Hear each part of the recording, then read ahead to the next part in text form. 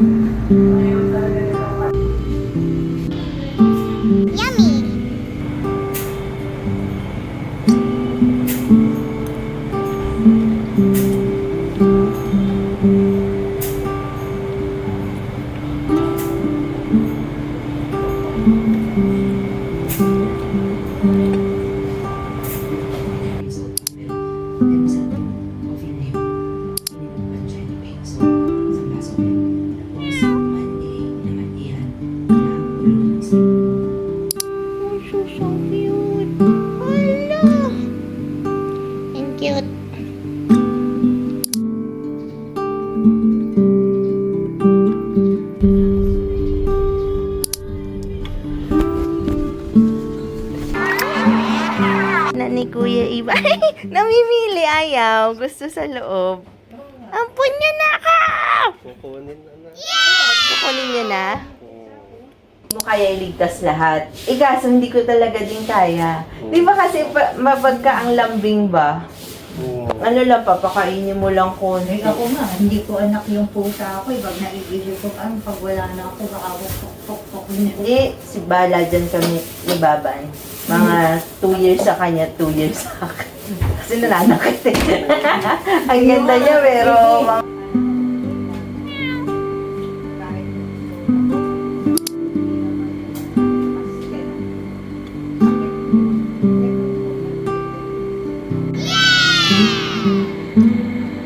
Tingnan mo yung jelosa. Ay, nanay.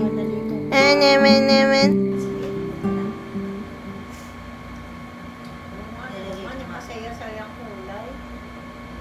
Malungkot ba to? Masaya rin. Yan yung mga nag-medyo pula. Gusto mo yung madilim yung kulay? Pula. Dilim, trapal, na transparent, para kay parts. Hi guys! Ito na si Nanay at saka si Nenes. So, bali interviewin natin tong magnanay na to. Ano kayo? Magnanay kayo o maglola? Bah, pwedeng lula, pwedeng nanay, pwedeng tiya. Sino mas maganda? Si Nenes, si Bebe? Aba, ay di syempre parehas kayo eh. Isa lang. Magkaiba ang ganda ninyo. Yung mas paborito mo. Ay di yung batang, di baba, yung babae, pwede rin. Sino? Eh, mahirap mo. Inaaway ni Nenes yung mic. Thank you. Magsalita ka. Talk to the Mikey. Mabait yan. Di ko yan bate. Hoy! Ano? Ay! Oh no! Hindi ko na makuha.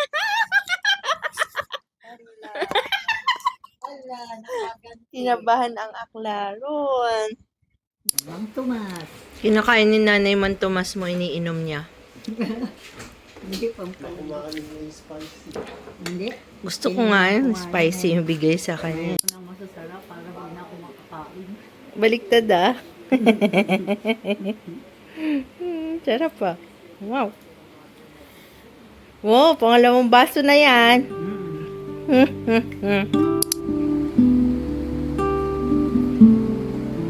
Ako, ini-store po kami ni Nenes Nanay oh.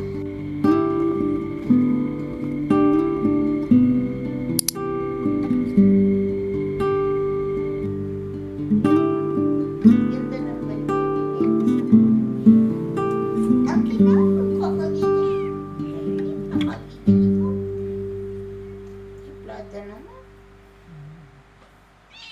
May ako ilabas.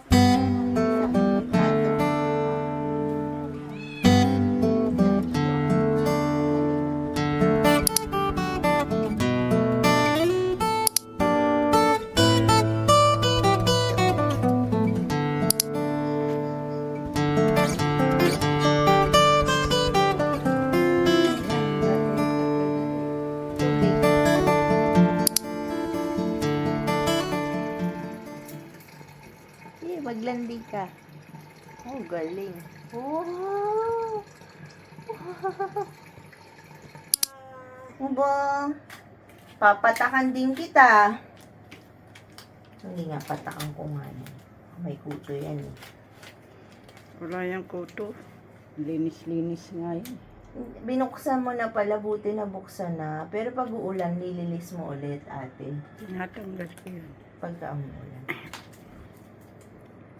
Yan, pupunta sa taas yan. Ah, Mm. wow! Hey! Hello everyone, this is our baby parts. Oh, sobrang sad naman ni Kuko. Are you sad? Don't be a sad boy. Teka lang ah. Papatakan natin siya. Para walang kuto-kuto.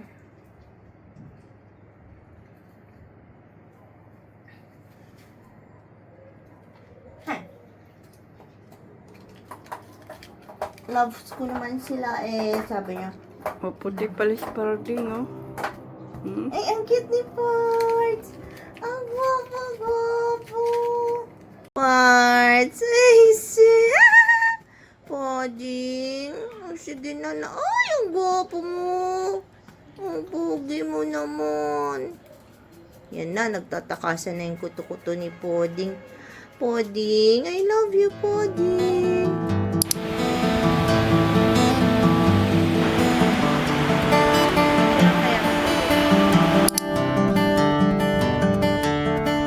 Bye-bye, baby. I'll see you again! Sige. God Okay. bless. Oo. I love you, Ingat ka bye-bye. lagi, ha. Kayo ni Jan, sabihin mo kay Jan, salamat ng Oh, bakit salamat? Bye, siyempre. Bye-bye. Andiyan na grab ko eh. Mahal ang pinapayagan ka. Dali.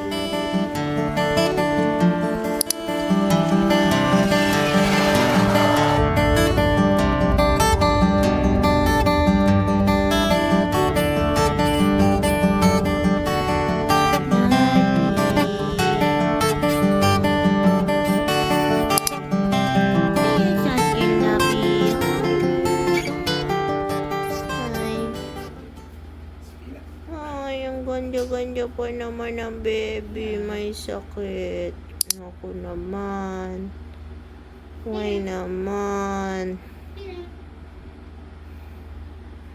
Ako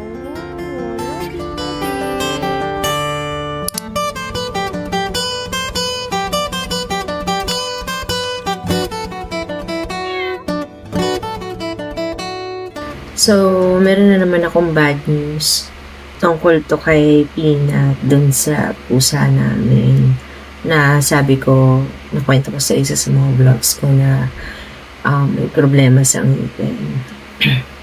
Well, gusto ko lang magbigay ng konting background, no? So, si Peanut na ampo namin siya, 3 years old na siya. Tapos, nung pagkarating niya dito sa bahay, may amoy yung mouth niya. So, kami naman, kasi yung mga ibang cats na pinapakain namin, iba may amoy din talaga yung mouth. Tapos, inakala namin all along na baka dala lang yun ang diet niya dyan sa old house. Tapos, dumaan yung months, tumaba siya, ang ganda ng itsura niya. Ganda yung progress ni Peanut. Nung nasa amin na humiyang siya dun sa dalawa lang sila ni Bestie. Walang signs na nananakit yung ngipin niya until yun, third quarter or mid this year. Tina-check up namin siya kasi nagdudrool na siya, yung panay na yung paglalaway niya. And nakita na sobrang bulok na lahat ng ipin. And yun nga, sinabi ko sa isang vlog na pinag-iisipan namin kung talaga bang tama na pa-surgery siya.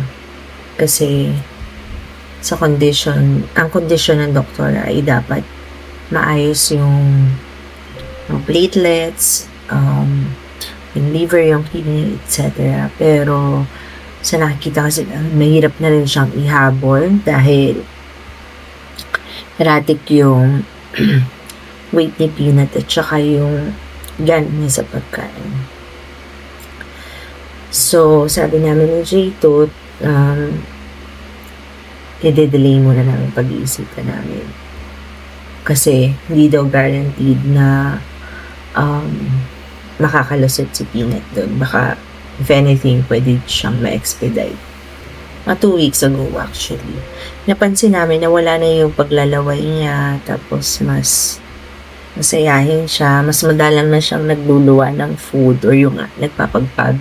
Kasi pag may nasisingit sa ngipin niya, kaya namin sobrang chinachop or pinapaliit yung mga food ay para mabilis niyang mamasticate or manguya. So, yun nga, na-notice namin na wala na yung drooling or yung paglalaway. So, na-happy kami ni J2. Monday, kumain pa. Pero panay na yung inom ng water. Tapos, na-observe namin, nagtatain na siya. Sabi ko kay J2, parang ayoko na pagsawalang bahala kasi may kasama na rin pagsusuka. Tingin ko niya mag-side eye.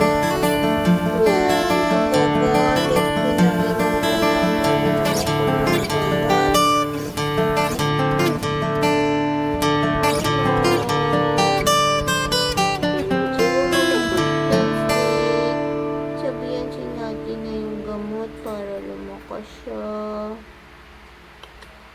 Ayaw kaya ni Nachi?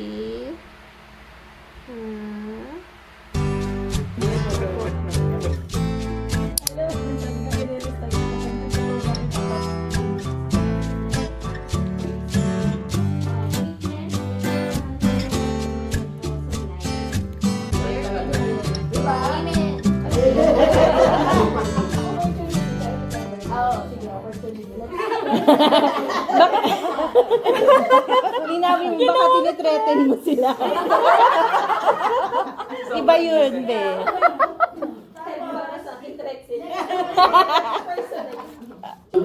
Same. Sabihin mo lang, same. Same, copy-paste.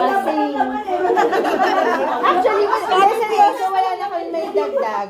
Wala na kami may dagdag. Sabi mo lang lahat. Yun, hindi sa joke yun lahat nakasulat dito. So, hindi ko mabasa. So, kakanta na lang. Hindi, kasi sa stress. Diba, ando na yung collaborative, yung mga ganyang bagay, good communication, etc. etc. Pero kasi, ang ano lang talaga yan, friend side talaga. Yeah. Diba? So, I can live.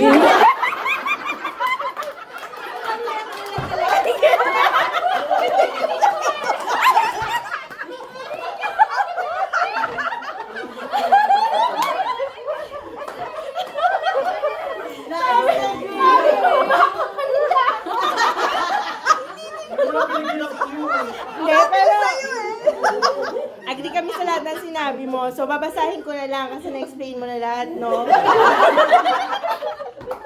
Pero na-realize ko, habang nagdi-discuss, merong mga parts dito na strength yun kasi generic eh, diba? So, para kay Joey, strength niya yun. Sa akin, opportunity. Na human risk. So, hindi, ando na-mention mo na yung good communication, very collaborative, adaptable. Ang ganda, di ba? Adaptable. Tutulungan kita! Bebe, tulungan kita! ikaw lang ang ate magbasa. So, ano ba? Sa adaptable. Sa adaptable ate. Wait, hindi ko mabasa. Sa adaptable. Ikaw nagsulat yan. Adaptable sa strength. Sa strength, be. Nandito ka ba sa strength? Bakit di ko mahanap yung Adaptable. improvise pala yun? O, di ba? Ay, nandito na. Paki-explain. Sige, ako mag-explain. na adaptable. Process knowledge. Ayun.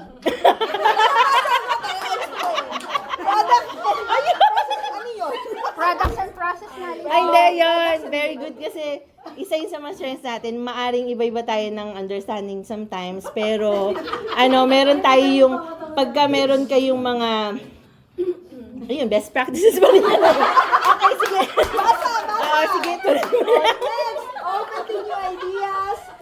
Safe space. Ano to? Raising Ayan. personal presence. Yan, sobrang importante yan for me, ha? Alam ko generic, pero hindi. Sa atin, dun sa chat natin, yung lagi kong pinopoint out. Kaya, kahit mahirap yung mga bagong processes, for example, nagiging madali siya kasi lahat open sila sa sabaw questions. Or puyat questions, ganun. So, yun. Or paulit-ulit, ganyan. Tapos yung next, ay, sinabi niya kanina, yung a positive, Sulat na. a positive working environment. So, Yun, yun na yun. Yung friendship, I can wag na, live. wag na natin tuloy.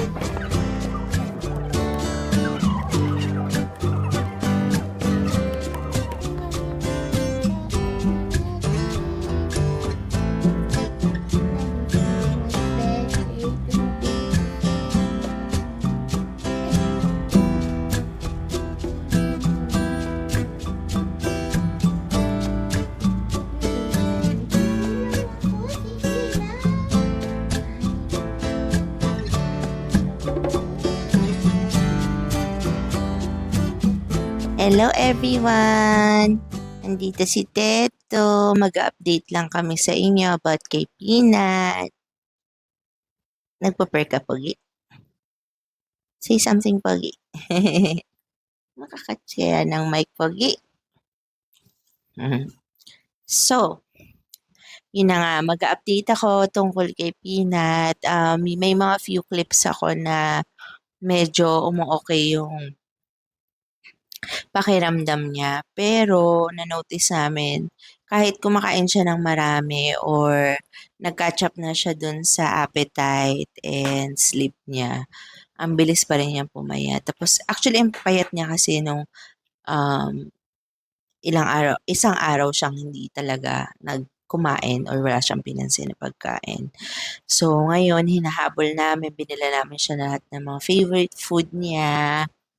Tapos nag-administer kami ni J2. Successful naman. Well, 90% of the time successful. So, very good yun. Natutuwa kami dun sa part na yun. At ang problema namin siguro ngayon ay hindi pa talaga sobrang buo yung pupo ni Peanut. So, naging better yung color pero hindi pa din siya yung pinakamagandang kondisyon ng poops. And what else? Nagsasalita na rin siya, nagre-request siya ng food. Hindi na siya as frequent na umiinom ng water. Pero dahil mahina nga yung resistensya ni Peanut, ngayon nag-hatching siya. So, suspecha namin yung kakaliter niya at saka yung pag nag-AC, pagka sumusunod siya sa amin, nakaka-apekto dun sa kanyang respiratory system. So, sana lang yun, either allergy lang or hindi naman na mag-progress kasi ayaw na namin siyang sobrang ma-stress pa kung ano't ano man. Ang napagkasundoan namin ni Chitut ay gawin yung the best namin. Pakainin siya ng tama. Yung mga request niya, ibigay. Ipilit namin kahit mahirap mag-administer ng gamot kasi yun nga, puro bulok yung ngipin ni Peanut. So, unlike sa mga ibang pets namin or ibang mga hayop, pwede silang i-handle ng parang yung ipipress mo dito. Kaso, with Peanut, medyo hindi siya pwede. So, sobra kaming careful sa paghawak sa may panga niya kasi nga, bulok na yung mga ngipin niya. But, hoping pa din kami ni Jaytut mag-recover siya fully at malagpasan niya tong stage na to.